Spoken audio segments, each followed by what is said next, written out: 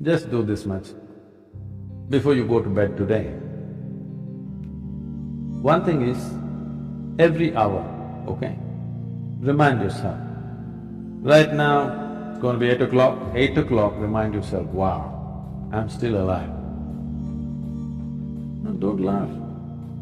So many people who go to bed today will not wake up tomorrow morning. More than 1 million people on the planet will not wake up tomorrow morning. Tomorrow morning, suppose you wake up. Yes, who knows? You always think it's not me, it's going to be somebody. Very cruel. Tomorrow morning if you do wake up, first check, am I really awake, alive? I'm still alive, wow. Don't have to do anything, don't scream or something, but at least one big smile, okay, I'm still alive.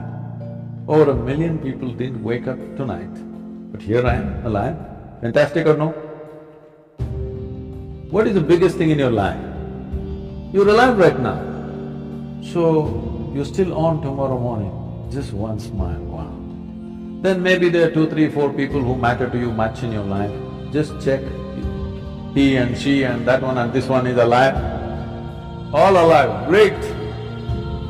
If 1 million people died tonight, which they do every night, at least 10 million people lost somebody who was dear to them. But none of those who are very dear to you are gone today. Fantastic or no? Another big smile, don't tell anybody. Just smile, okay. Right? 8 o'clock in the morning, wow, 8 o'clock, still alive. Every 1 hour, just do this exercise, okay?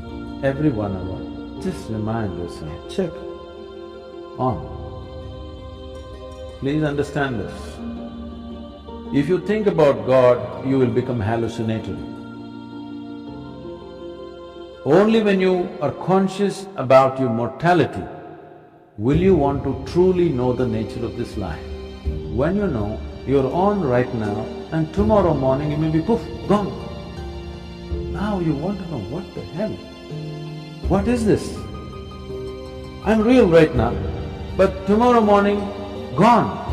So many people who are so real and on, suddenly gone. Can't believe, where did they go? But you thought about it for 10 minutes and then you got busy. You had to text, my father is dead. But remind yourself of your own mortality, let the question deepen. If you can do it every moment, it's great. If you cannot, at least once an hour, remind yourself that you're mortal. You're not immortal, you're mortal. If you know that you're mortal, suddenly you will see in a few days you have no time to do any nonsense which doesn't mean anything to you. You will do only what really matters to your life. You have no time to do any rubbish with anybody. You will have time only to do the best things that you want to do, what you truly care to do in your life, and nothing other than that. And that's what you should be doing because it's a very limited amount of time.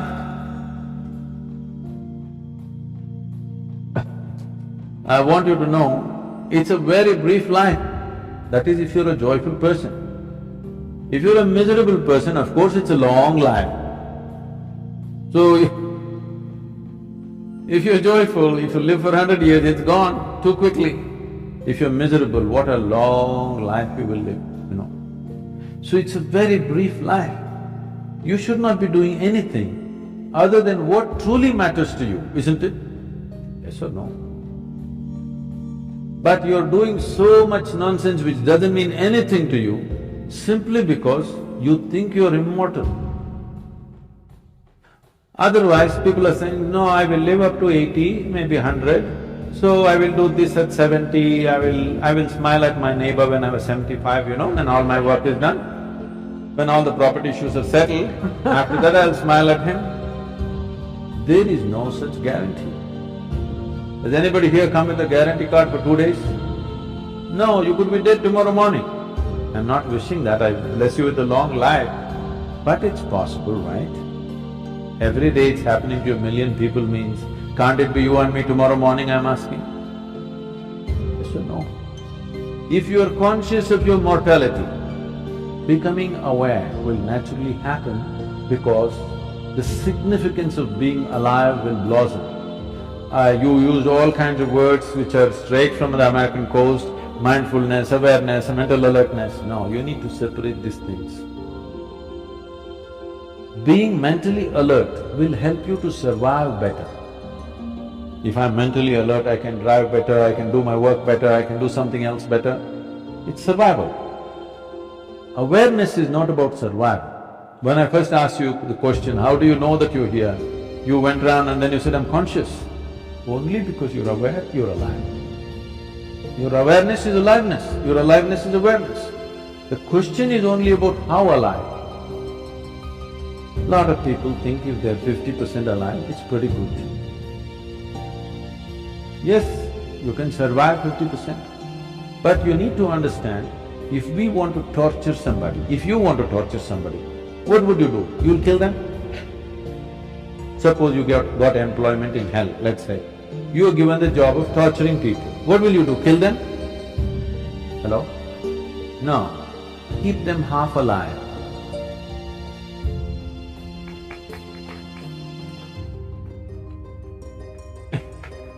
If you keep them half alive, that's called torture. So right now this is called self-torture. Maybe you're preparing for employment elsewhere. Because right from the age of 2 or 3, people, your parents are asking you, what will you become, what will you become, what…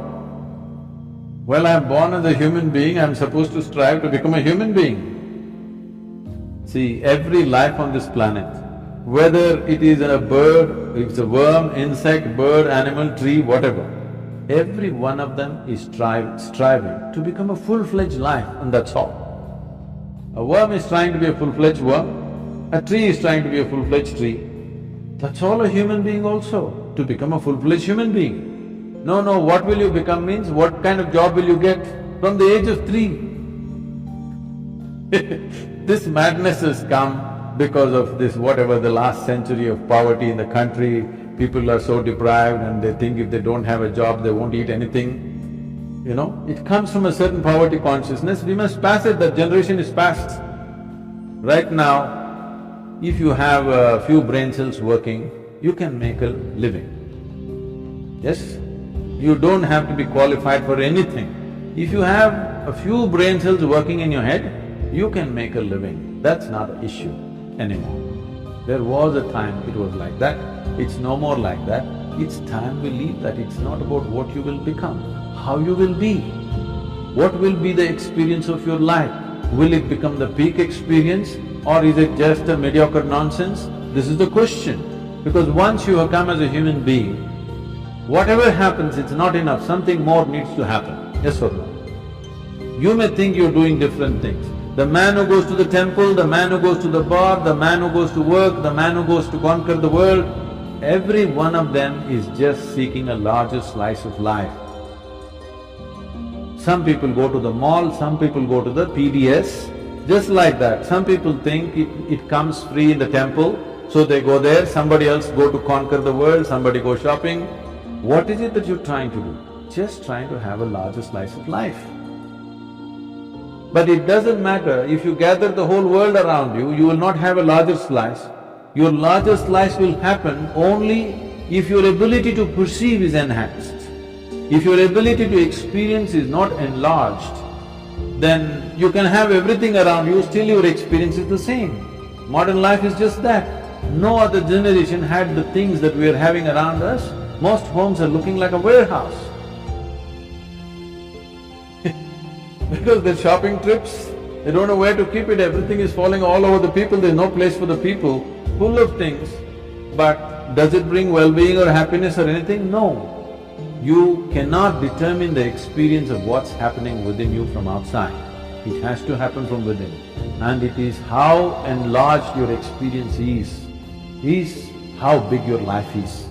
Not about socially how big people think you are. That may work socially a few things for you, but it doesn't work in terms of life. So when we say awareness, we are talking about the essential ingredient of life, because only because you're aware, you're alive. Isn't it true? Yes? Now the question is, how alive? If we have to use an analogy, right now this light is, blinding me. Now, if you reduce the voltage, it'll be like this, it'll light up only that much. But they want it to light up everything, so they turned up the voltage. So if you turn down the voltage, you will see only this much, if you turn it up, you will see that much, if you really turn it up, you will see the entire hall. Awareness is the same thing. Because you're conscious or you're aware, you know something. If you become little more aware, you will know something more. If you know little more aware, something more. All these words are connected. Prajna, the word guru, all these things are connected because prajna means you're conscious. Because you're conscious, depending upon the intensity of your consciousness, accordingly your vision of everything around you is enhanced. Now the word guru means darkness. It's a four-letter word, Ru means dispeller. So a guru is not supposed to teach you something. He is not supposed to give you a philosophy, not supposed to give you an ideology. It is just that he is supposed to throw little more light. Little more light means, if suppose this hall is dark and you're only able to see the first two rows, you're not able to see them. If I flashed a torchlight, you saw, oh, all those people, the whole world out there. But I switched off the torch. Then you know, there is something, now I have to see. What do I need? I need a torch beam of my own, okay? This is the job. Because the children in the home where I'm staying, they're declaring, he's not like a guru, he doesn't talk like a guru, he doesn't look like a guru, he doesn't walk like a guru, he's not a guru. I'm very glad, I'm getting certified. Yes, yes. Now, about seeing everything the way it is, because if I want to walk through this, there are a whole lot of people right now, belief systems. You believe in God, all right? Now, I know in the corporate world, people have shifted this, I believe in myself. Which is somewhat misplaced, but that's okay. Both are misplaced, and they produce different kinds of impact. Absolutely. See, belief means what? Essentially, belief means you're unwilling to admit what you do not know as I do not know. Whatever you do not know, you believe. If you believe, what it does to you is, it'll give you confidence. Confidence without clarity is a disaster. Right now, let us say, I cannot see these people, my vision is not clear. But I have great confidence, I'm going to walk through these people. You know what I will do? I'll step over everybody and go, because I'm very confident, a whole lot of people like this. If my vision is clear, I will go through this without even touching anybody. If my vision is not clear and I have no confidence, I will ask, please can somebody show me the way? But now I have no clarity, but I have confidence. It's a disastrous process. So believing in God, believing in yourself, believing in anything means, it's just a B word, You're just bullshitting yourself about something that you do not know. Right, right. What is the problem? What I know, what I do not know, I do not know. What is the problem with this? If this much sincerity enters your life, come to this much. What I know. What I do not know, I do not know. I don't believe anything, I don't disbelieve anything. I'm willing to look at everything. You will become a sensible human being, and every 1 hour you remind yourself you're mortal and celebrate with a smile that you're still alive. You will see wonders will happen to you. Kalo na janati tava samapanam